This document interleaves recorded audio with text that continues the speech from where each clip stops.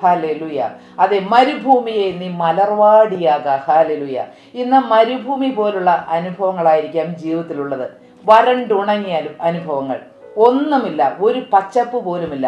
മരുഭൂമി എന്ന് പറഞ്ഞാൽ നമുക്കറിയാം, അവിടെ വെള്ളമില്ല, ഫലവൃക്ഷങ്ങളൊന്നുമില്ല, നല്ല തണൽ മരങ്ങളില്ല, നല്ല പൂന്തോപ്പുകളില്ല, ജനവാസം ഇല്ല, മനുഷ്യരെ ഒന്നും കാണുവാനില്ല, അല്ലെങ്കിൽ മൃഗങ്ങളെ കാണുവാനില്ല, പക്ഷികളെ കാണുവാനില്ല, ഒന്നുമില്ല. പക്ഷികളുടെ കളകളാരവ ശബ്ദമോ, നദികൾ ഒഴുകുന്നതായ വെള്ളം ഒഴുകുന്നതായ ശബ്ദമോ, കിളികൾ ചിലയ്ക്കുന്നതായ ശബ്ദമോ, ആളുകൾ തമ്മിൽ സംസാരിക്കുന്നതായ ശബ്ദമോ, തിരക്കുകളോ ബഹളങ്ങളോ, വാഹന സൗകര്യങ്ങളോ, വാഹനങ്ങൾ റോഡിൽ കൂടി ഓടുന്നതായ ശബ്ദമോ ഒന്നും കേൾക്കുവാനില്ല. വെറും മരീചിക, മരുഭൂമി, ഒന്നുമില്ല. നോക്കുമ്പോൾ ഫലപ്രദമായ യാതൊന്നുമില്ലാത്ത അനുഭവം മരുഭൂമിയാണ്. യാതൊന്നുമില്ല.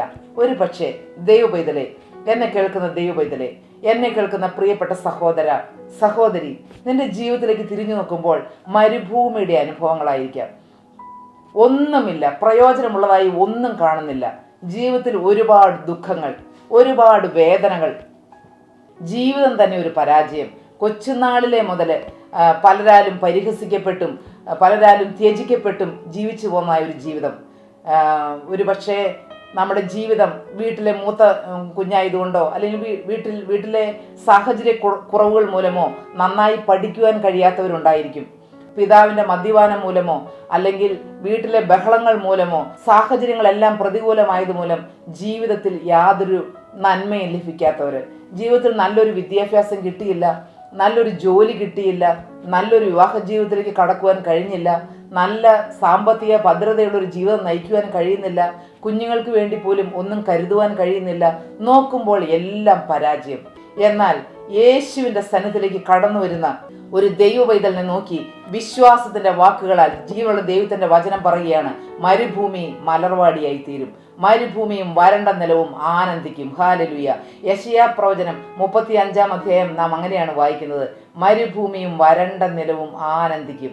നിങ്ങൾ കർത്താവിൻ്റെ സന്നിധിയിലേക്ക് കടന്നു വരികയാണെങ്കിൽ, യേശുവിൻ്റെ കരങ്ങളിലേക്ക്, യേശുവിൻ്റെ മുറിവേറ്റ കരങ്ങളിലേക്ക് നിങ്ങളുടെ ജീവിതം എന്നേക്കുമായി ഏൽപ്പിച്ചു കൊടുക്കുകയാണെങ്കിൽ, മരുഭൂമി പോലുള്ളതായ ജീവിതങ്ങൾ മലർവാടി പോലെയായിത്തീരും. അത് ഇന്നൊന്നുമില്ല, ശൂന്യാവസ്ഥയാണ്. പക്ഷേ ആ ശൂന്യാവസ്ഥകൾ മാറും.